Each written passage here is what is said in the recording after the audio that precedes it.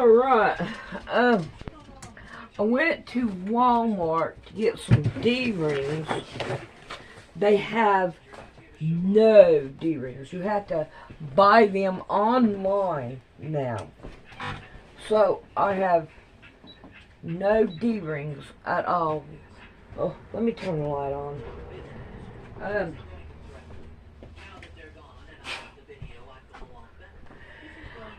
This is going on the second day that I haven't messed with it at all. But I was going to buy a box that had a whole bunch of zippers in it. But they don't have them anymore. So everything I wanted to get, they don't have anymore. So, but I bought key ring holders. So I could use the key ring thing to, hopefully make it work. I didn't want to do this. I wanted a nice looking purse. But unfortunately,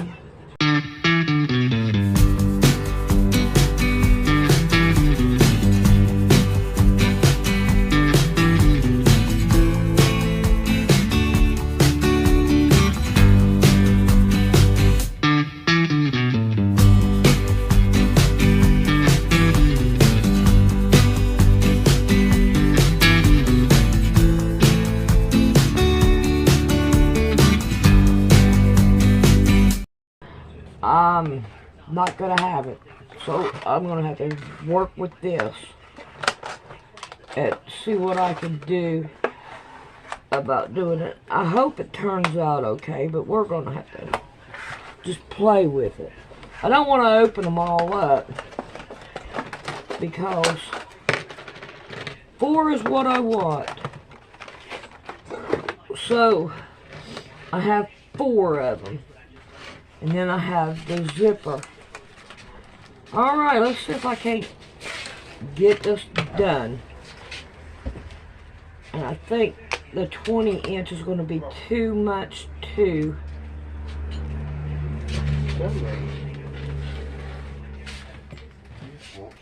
Nope, it ain't. It's going to be about right.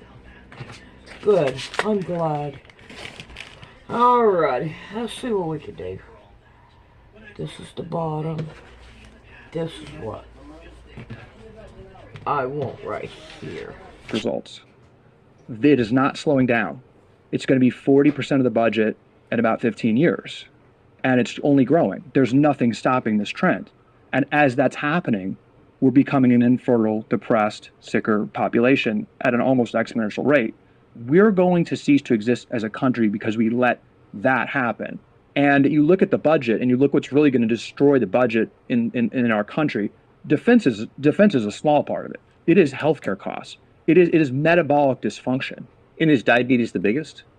Diabetes and prediabetes is the root of almost everything. You have very few people with heart disease, with many forms of cancer, with dementia, with all these. This is the lie that's being told. When my sister graduated Stanford Medical School, she had to choose between 42 specialties. She was a head and neck surgeon, and then the fellowship was going to be even the smaller part of the body, 1 millimeter of the fit. That's what doctors devote their lives to, like literally a millimeter. That's a lie. That's a lie. When she was cutting out sinus inflammation, right? She looked at a patient's report. They had 60 pages. They had prediabetes, they had depression, they had heart issues. She didn't speak to those doctors. And she was never trained how the inflammation that she's cutting someone's face open and taking out, not once at Stanford Med School was she trained or even brought up why that person has inflammation in the first place. That surgery, Medicaid will pay $20,000 for that, along with all the other comorbidities the patient has. We're training doctors, right? Medical schools, pharma companies, hospitals, doctors, nurses, insurance companies. They make money when people are sicker for longer periods of time. The way to do that is to silo conditions. That's why Ozempic is so important, because obesity is not a siloed condition. Obesity is a visible example that we are losing our way as Americans, and treating that in a silo is just medically not going to work, and it's happening because of corruption. So, but it is, and I should just say I agree with everything. Yeah. But even if I disagreed, it doesn't matter. I would say Ozempic is a response to an actual problem. You conceded that. So if Ozempic isn't the answer, what is? If you were an alien that came down to Earth and saw what's happening in America, and I want to make this clear, it's happening specifically in America. I mean, our obesity rate, diabetes rate, heart disease rate, it's multiples more than some European countries and Japan, countries like that. There's something unique happening with the environment in America. And if you came down, an alien that was smart, that kind of, had a veil of ignorance and looked around, and you saw 80% of Americans consuming such toxic things in their environment that their bodies are literally cellular, it's the visible result of cellular dysregulation. Obesity is literally the cells crying out for help and showing that they're dysregulated, which represents stuff happening invisibly in the body, such as all the chronic conditions we've talked about. If you look at that happening, highly related to mental health disorders, highly related to infertility, all connected, you would never say, let's keep everyone sick and give them marginal drugs. You would just never do that. We have been completely gaslighted by pharma.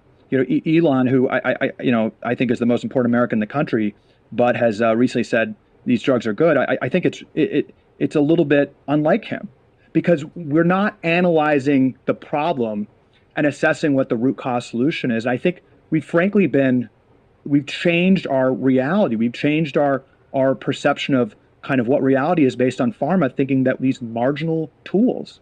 And we've lost our way, right? The drug for every condition in a siloed state hasn't worked.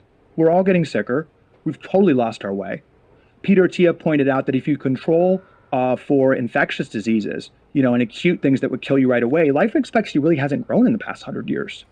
With the almost 100% of life expectancy increase, which we all herald, is acute issues, things that would have killed you right away, right. Childhood mortality. If you actually chronic polio, appendicitis, stuff, all that stuff. Yeah, and so we actually have really lost our way.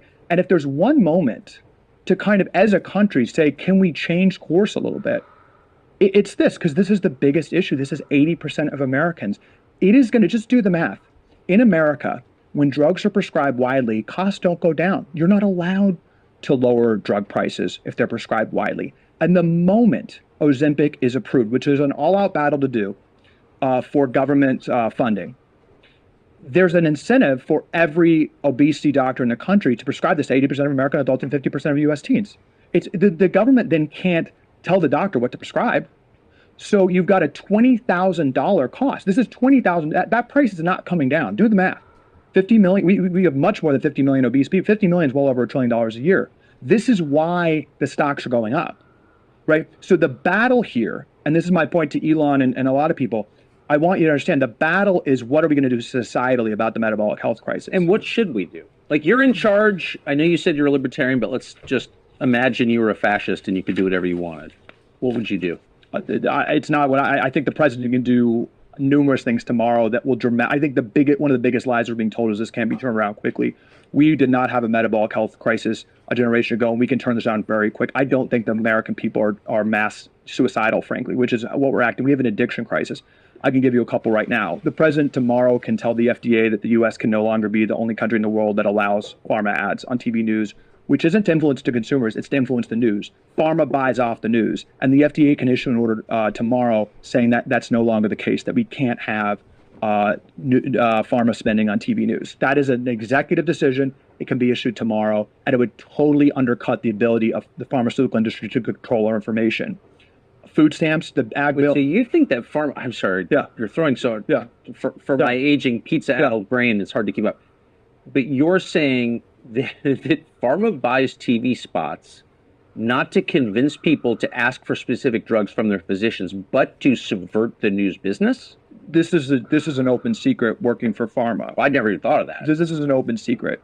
The kind of silly ads you see between the news breaks, the points of that is not, it's marginally to impact the customer, but the pharma's already got that. They've already bought off the doctors. They're good on that. No, this is an open secret. The news ad spending from pharma is a public relation lobbying tactic, essentially, to buy off the news. The news is they're not investigating pharma.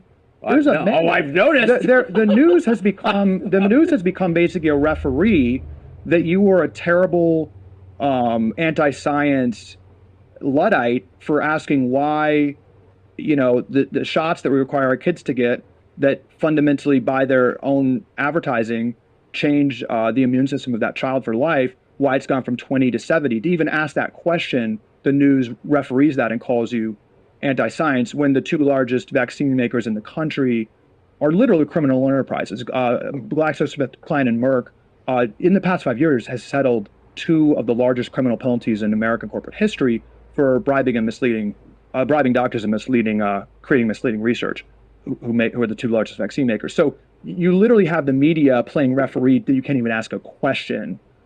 Parent is actually... If you have a vaccine injury, and many people have, including some I know very well, even a profound vaccine injury, you're not allowed to complain about it. No, you're anti-science. Even if it can be shown, this is a vaccine injury. The media plays referee because they're funded. But so in all levels, right? Wow. On all levels. And I'm very dark, Callie means. Well, I think it's hopefully empowering. I think this is why we have an opportunity here, Tucker. Like Ozempic, this is not some new, it's kind of this funny thing, it's kind of vain, I can lose weight. This is the reason the stocks are going up is because this is going to be a lot of government money. This is going to be the highest funded drug from the U.S. taxpayer in history. We've got a society, when are we going to say, let's go another direction? Why are we trusting pharma now when they've been completely acting to garner no trust? We have to be basic here and incentivize better eating, better farming. Think about public policy with the $4 trillion we spend on healthcare. How can Americans be more active? These are basic things, but these can be done. And then just two more quick ones. I mean, there's 20 of these, but you just have to go to the incentives. You were surprised that the majority of university researchers and NIH grants go to conflicted researchers? Yeah, I was shocked. Tomorrow, the president could say, we're not going to touch NIH funding, but we're not going to issue grants anymore to people with conflicts of interest. That would sound like a reasonable policy to 95% of the American people. I think that's unimpeachable, bipartisan policy. Of course. It will cause a conniption. The media, the next day, with their talking points, to say it's the most anti-science. And NIH funding. Exactly. So you could do that. You could change ag subsidies, which are just tens of billions of dollars to process food. You could put restrictions on university conflicts of interest, which are essentially R&D labs for pharma. And I think a key one, Tucker, and you go back to the American Academy of Pediatrics, this isn't just some industry group. The American Academy of Pediatrics, the American Diabetes Association, and these medical groups have statutory authority to create the standard of care for how we practice medicine in the United States. They are funded majority by pharma. So the groups that are literally have statutory power to create the standard of care for diabetes, you just step back. Why aren't doctors in giving their patients prescriptions for food interventions if they have prediabetes? Why aren't they giving them and prescribing them and allowing them to use their medically, tax advantage dollars to exercise? If you actually follow the science, that would be the correct medical intervention to reverse that. But we're so gaslighted by this. It's just not even batting an eye that it's just pill, pill, pill. Americans follow incentives. It's what we're trying to do. TrueMed is a doctor actually can write a note for exercise and food. And that actually can open up medical tax advantage dollars and other insurance dollars. Doctors could do that, but the second you get someone off the chronic disease treadmill, that's not a profitable patient. There's nothing more profitable for the pharmaceutical industry than, frankly, a sick kid. You imagine a kid with prediabetes, inevitably they're obese, inevitably they have hypertension, inevitably they have heart issues. They're going to be, like my mom, much earlier on just a ton of drugs, being told on each of those drugs that you're not curing anything. These are conditions you need to manage for life. So we're getting people, there's a war to get kids on that bandwagon. We need to have the moral clarity, frankly, and communicate this like RFK is communicating it. There's something really resonating, and at the core of his message is that we've really lost our way. This is a big issue. This is corruption. It's corruption at the end of the day, which is destroying and profiting off, destroying our kids, profiting on us being sicker and addicted and depressed, quite frankly.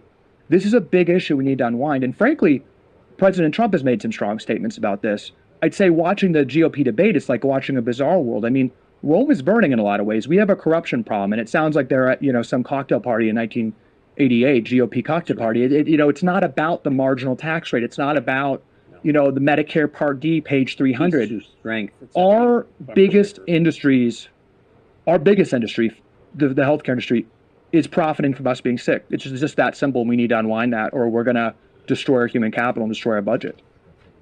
If people have come to the end of this conversation and want to learn more, I never do this, but I think it's worth it with you for sure. How can they learn more about your views on this? How can they learn more about these issues? What would you recommend? Well, as we talked about, this is my life's passion with my sister, who was a doctor who left the system. And I'll announce it right now. I've helped her write a book that's just put on Amazon today called Good Energy, Unwinding and Unpacking These Issues Using Her Experience in Medicine. We put our heart and soul into that book to really unwind these issues, which we think are the most important issues in the country. And then my company is TrueMed.com, and we help write food prescriptions. I mean, it's our company, but I want to say that I think it's the most important issue in the world. What we need to do is doctors need to follow the science. Doctors need to, when somebody has a metabolic condition, explain to them and incentivize them to practice better eating, to exercise. People listen to doctors. When we were told the food pyramid to eat carbs, we ate carbs. When we were told to take vaccines, we took vaccines. When we were told to stop smoking, smoking rates plummeted. We need every doctor and every medical leader, and frankly, I hope leaders like Elon who care about human capital and our potential, to say we need to unwind this and we need to get back to root causes in America and talk about food, talk about exercise, talk about sleep. You can transform your life. These policies would transform things. You can change your biomarkers in 3 months if you go on a functional medicine type program and really have curiosity about what you're eating, your behavior. What if we had that message from our medical leaders? So we're working on that with TrueMed, and I'm on Twitter, which I have mixed feelings about, but talking about this on my Twitter, Callie Means. Callie Means, thank you for that. Thank you. That was intense. That's going to leave you questioning everything you know about the world that we live in. You remember The Truman Show, right? That iconic movie with Jim Carrey, where a man's entire life is one big illusion. It's a fabricated reality. It's built by unseen forces, controlling every aspect of his existence, right? Well, there's something strange about that house and about that movie. And you're not going to believe it, but it's true. So, it gets downright eerie when you think about this. That house, used as Truman's home in the movie, it's not just a Hollywood set. It's a real house. It's in Seaside, Florida, and guess who grew up there? You're not going to believe this, guys. Congressman Matt Gaetz. That's right. Congressman Matt Gaetz' family owns that house, the very house that symbolizes control and manipulation and surveillance. What are the odds of that? Think about it. It's pretty strange if you ask me. Now, just let that sink in for a minute. The Truman Show wasn't just a movie. It was a warning. It showed us how easy it is for powerful, unseen entities to construct an entire reality and make someone believe it's real. Sound familiar? Look around, folks. Everywhere you turn, reality is shaped by narratives, crafted by governments, corporations, and media empires. What's happening on your phone, on your TV, and even in your own community? It's all curated, folks. Algorithms decide what you see, hear, and believe.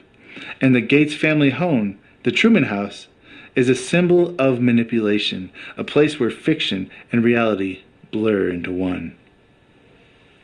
But here's the kicker, Is it really just a coincidence, though? Because some people might just say it's a coincidence, but how many coincidences form a pattern? I don't think it's a coincidence that one of the most talked about politicians in America grew up in that house. Or maybe it's part of a larger pattern, a hidden story being written behind the scenes. Folks, this isn't just trivia. It's a glimpse into the machinery of control. And if The Truman Show is a mirror to our reality, then we're all living in a world where somebody, somewhere, is pulling the strings. And I want you to ask yourself, who is it that's pulling the strings? Now, if you thought that was strange, buckle up, because what I'm about to say next is another piece of the puzzle that's going to make you question our reality. And it's a little bit stranger than you can imagine. Now, let's talk about a book, an obscure book from the 1890s that ties directly to our modern world. The book is called The Last President. It's written by Ingersoll Lockwood. It's part of a series, including another book called, you're not going to believe this, guys, Baron Trump's Marvelous Underground Journey. Now, these are works of fiction, or so we're told, but the parallels between these books and the life of Donald Trump are too strange to ignore. You see, in Baron Trump's Marvelous Underground Journey, the protagonist is a boy named Baron Trump. Yes, spelled exactly like Donald Trump's youngest son. This is a fictional Baron Trump who is guided by a mentor named Don and embarks on it's just too strange. It's too strange, guys.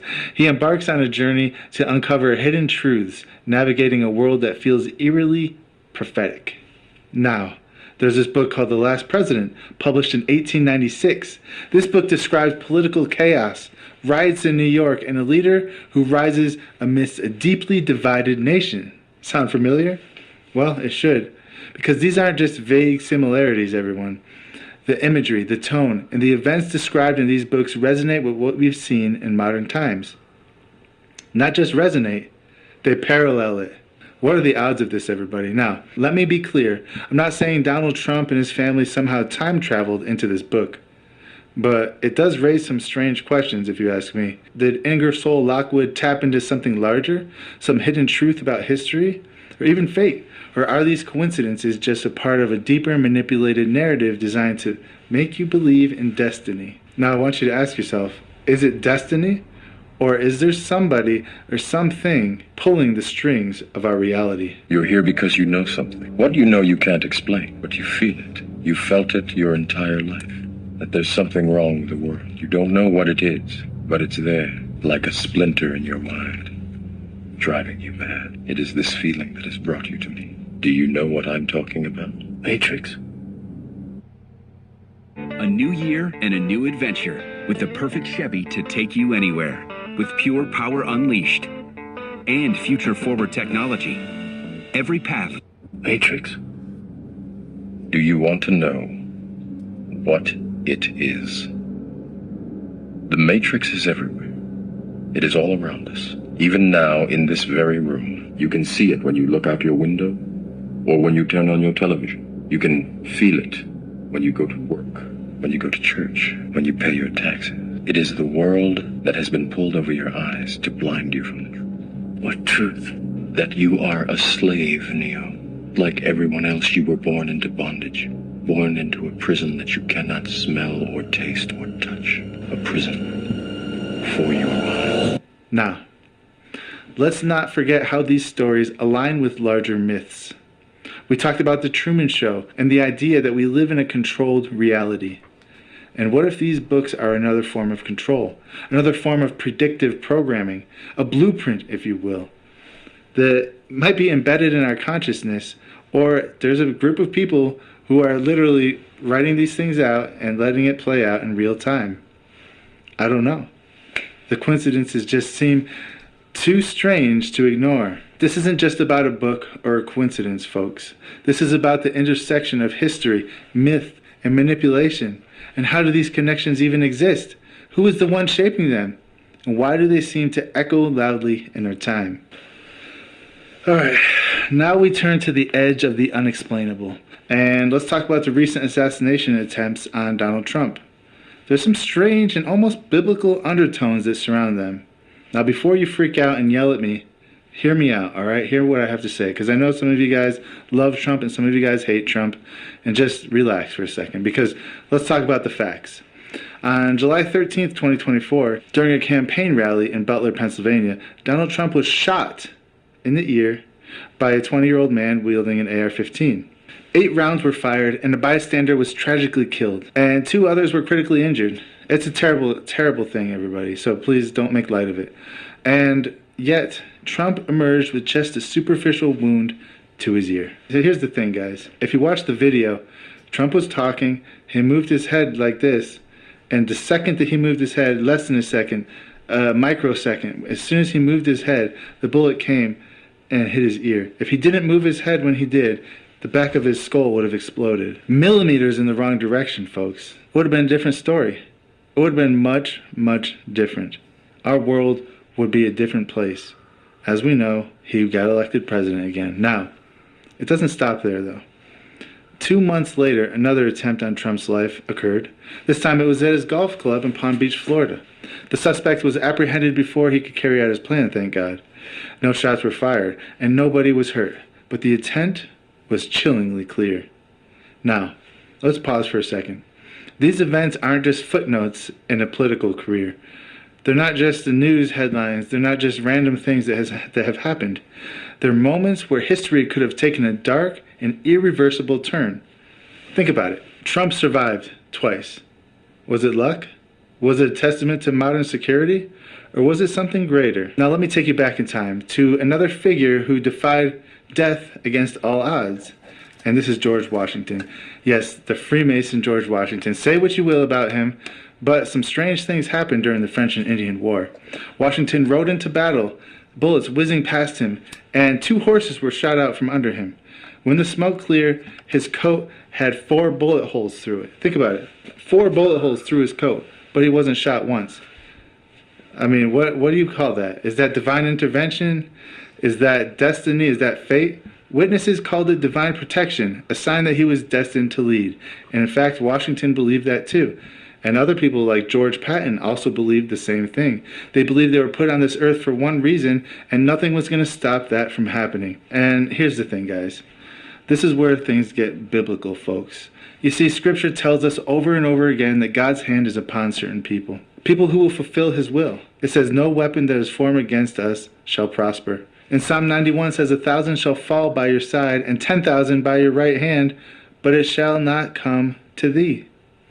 These verses aren't just words, they're promises. Promises that resonate when we look at the survival of figures like Washington and now Trump and Patton, and there's a lot more that I'm not talking about here. Are these men chosen by the Lord? Are they shielded by divine intervention? Or is it something else? Is it some other kind of shielding? An evil shielding, maybe, perhaps. I don't know. What's your opinion on this?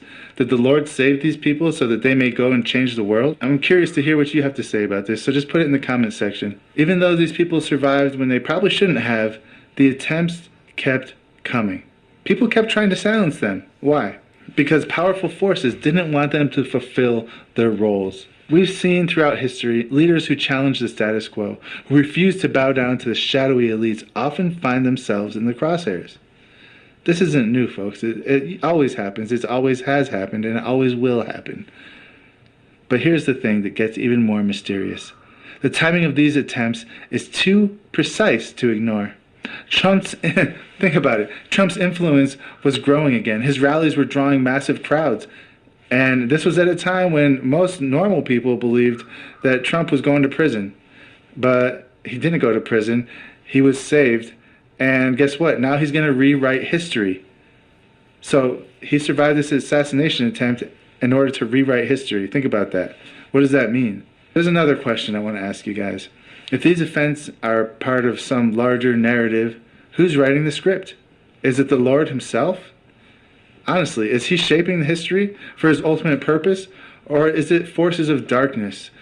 Is it the fallen angels? Is it the demonic realm who are literally using people to manipulate reality and, stack the deck in their favor? The Bible warns us of this struggle. Ephesians 6:12 says, for we wrestle not against flesh and blood, but against principalities, against powers, against the rulers of the darkness of this world, and against spiritual wickedness in high places.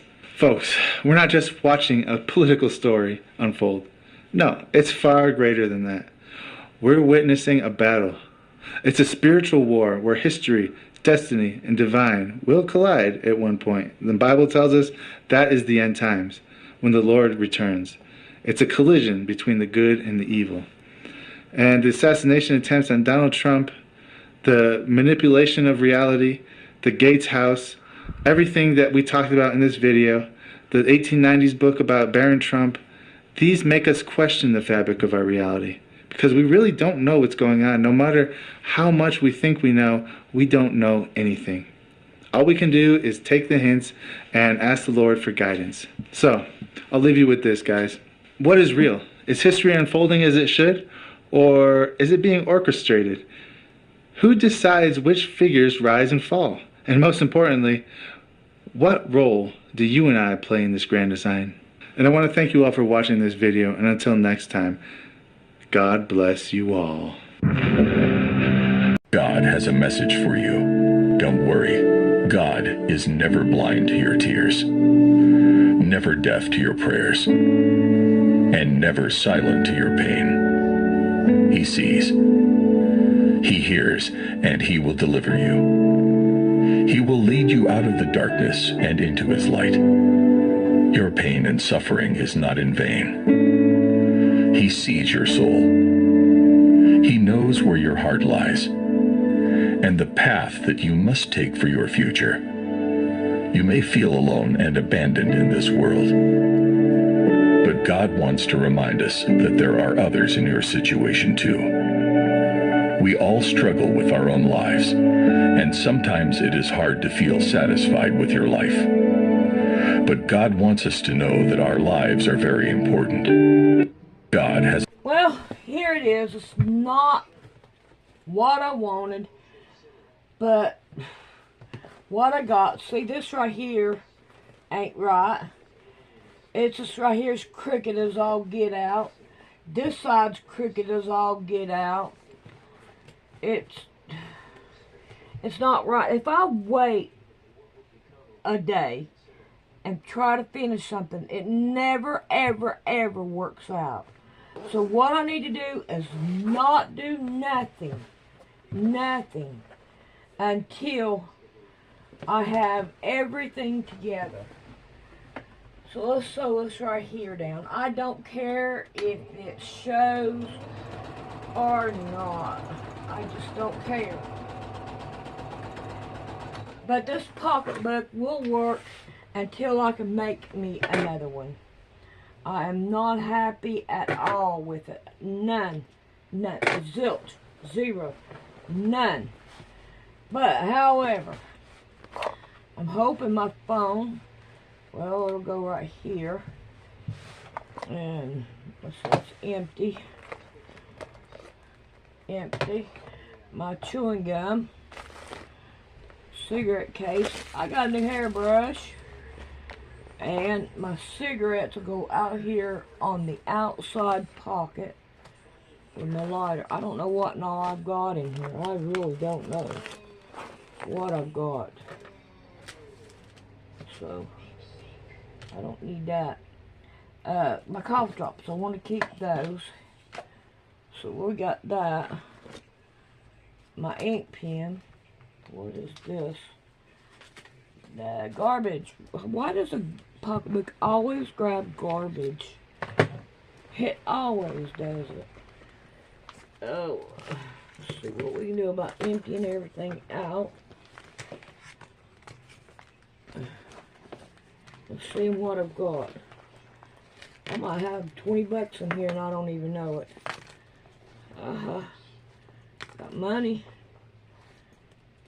Got garbage, a lot of garbage. Alright, I may end up coming back to this one, because I don't like this one. This is my eye patch. When I go get my eye done, I put it on, and it keeps the light out and catches the drip. And my back scratcher. A watch. Oh, let's see. Throw this right here, and that change thing over here. Well, no, we can't neither. I've got a kid sock. Alright, pile of garbage. Garbage. Eyeglass cleaner. I got a, okay. Guess what? I can put this right here. If I can open it up. And it'll be good for a zipper for right now. Oh, come on. Yeah, I'm really pissed off over this dadgum thing. Not doing it right. I think I messed up when I tried to put the zipper stuff on. And I should have waited to put the inside zipper on. I got part of it. This is a $5 bill that's torn. Alright, I got a pocket right there for that. Alrighty, the rest of this could go in the garbage. Alrighty. Here it is. Even though I absolutely want to put the phone inside. I'm not going to let my phone there. Put the phone inside. Yeah, I'm kind of not happy with it. Really, I'm not. See how it goes that way? But it will keep things up, and I'll try to make another pocketbook. But other than that, there it is for right now. Won't be long.